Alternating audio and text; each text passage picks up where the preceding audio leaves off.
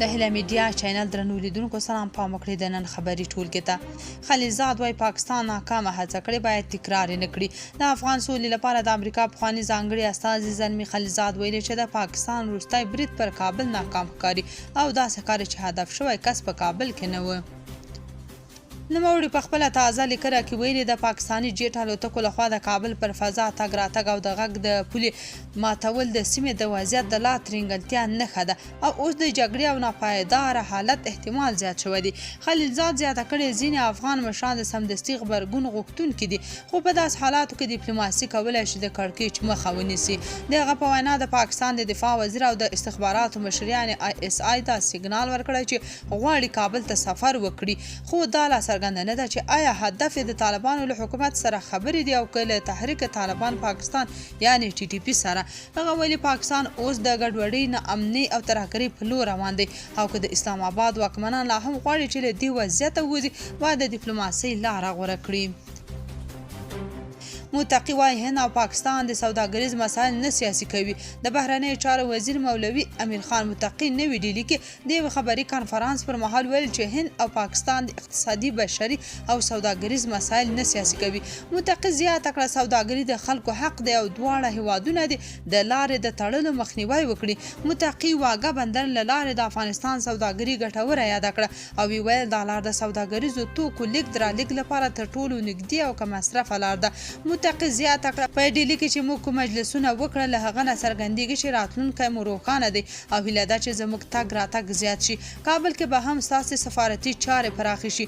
ډیلي کې به هم زموږ د سفارت چارې پراخې شي او زه ډیلي ته نوي ډیپلوماټان لیږم. اړیکې مو ډېرې ښې دي او هیله لرم راتلونکي کې مو اړیکې تر دې هم ښې شي. پاکستان وايي د افغانستان ځمکنۍ بشپړتیا او ملي حاکمیت ته درناوی لرو. پر افغانستان د پاکستان د هوایي حملو د اړوندو راپورونو له خپرېدو وروسته د پاکستان د بهرنیو چارو وزارت وايي چې دا هیواد د خپلو وګړو د امنیت او سوکالۍ لپاره هر اقدام ته ژمن دی. پاکستاني رسنۍ نن د دې هیواد د بهرنیو چارو وزارت د ویان شفقت علي خان له قوله خبر ورکړ چې نوموړی وايي پاکستان د افغانستان ځمکنۍ بشپړتیا او ملي حاکمیت ته درناوی لري او د تروریزم د اړوندو ننګونو په اړه خبرو او همکارۍ ته چمتو دی. د خبر له مخې ښاغلي شفقت پرون په خپله خبري غونډه کې پرته له دې چې پر افغانستان د پاکستان برید تایید کړي ټینګار وکړ چې دا هیواد د استخباراتي معلوماتو په اساس د تروریزم ضد اقداماتو په وسیله د خپل وګړو ساتنه کوي. راهول ګاندي وايي مودي د ښځو د حقونو په دفاع کې ناکام شو. د هند د اپوزیسیون مشر نن شنبه د اتلې 19 پر خپل لومړي وزیر تور ولګاوه چې د طالبانو پر وړاندې د هندي ښځو په دفاع کې ناکام شو. راهول ګاندي نریندرا مودي ته لیکلي تاسې یو داسې چاته دا اجازه ورکوئ چې ښځینه خبریالانې له غونډې وباسي. دا په حقیقت کې تاسې هندۍ ښځې کمزورې بولئ. په هغه اعلامیه کې چې نن د اپوزیشن د مشر پر ایکس پاڼه خپره شوې راغلي زموږ په هیواد کې ښځې حق لري چې په ټولو برخو کې په مساوي توګه ګډون ولري. ښاغلي ګاندي زیاته کړه چې د دې جنسیتي توپیر پر وړاندې د مودي چوپتیا دا ښیي چې د ښځو په اړه د هغه شعارونه درواغجن او پوچ دي. تر دې پیښې وروسته د هند ځینو پیژندل شوو خبریالانو له حکومت څخه وغوښتل چې د دې چلند پر وړاندې غبرګون وښیي. د تحریک لبیک پاکستان غړو او پاکستاني پولیسو ترمنځ اخو ډب کې د یادې ډلې 19 غړي وژل شوي او 40 پولیس ټپیان دي.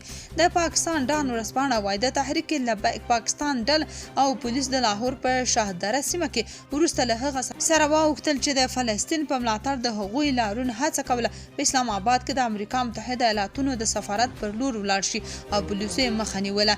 کله چې لاریونوالو پر پاکستاني پولیسو د ډبرو ګزارونه وکړل نو پاکستاني پولیسو هم پر هغوی اوښکې بهونکی ګاز او ګولۍ وویشتلې.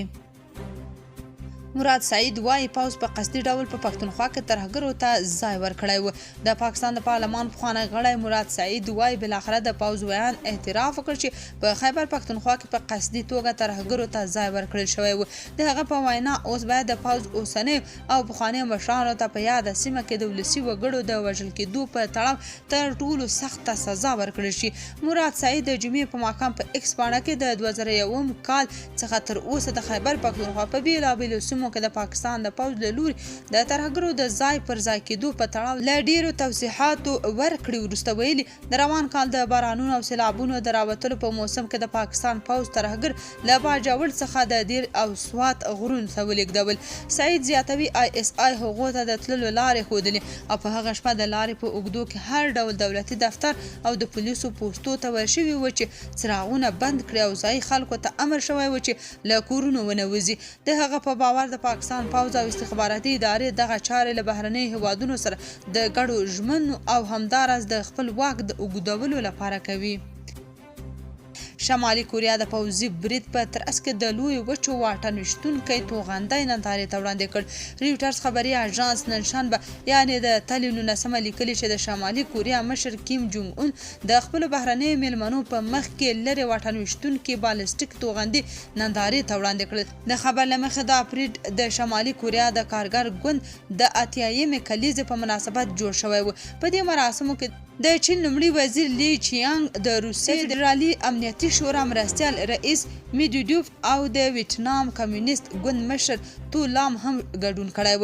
په خبر کې راغلی چې شمالي کوریا په دې پریډ کې د هواسونګ 2 په نوم بین القاره‌ای توغندي، هایپرسانیک توغندي، کروز توغندي او ځانمرګي بي پیلوټ الوتکې وښودلې. ټرمپ امریکا ته پر چینایي وارداتو 100% تعرفې لوړې کړې. ریوټرز خبري اژانس لیکلي چې د امریکا ولسمشر ډونالډ ټرمپ د جمعې په ورځ د بیجینګ پر ضد د تجارتي جګړې اور بیرته بل کړ او د چین د مهمو کاني موادو د صادراتو محدودیتونو په غبرګون کې د تعرفو لوړېدو خبرداری ورکړ. ټرمپ امریکا ته د چین پر وارداتو 100% تعرفې لوړولو او مهمو سافټویرونو باندې محدودیتونه اعلان کړل. ولسمشر ډونالډ ټرمپ د چین له ولسمشر سره د پلان شوي ملاقات په اړه پوښتنې راپورته کړې چې د کار د ونډو بازارونه سخت ساړه کړل.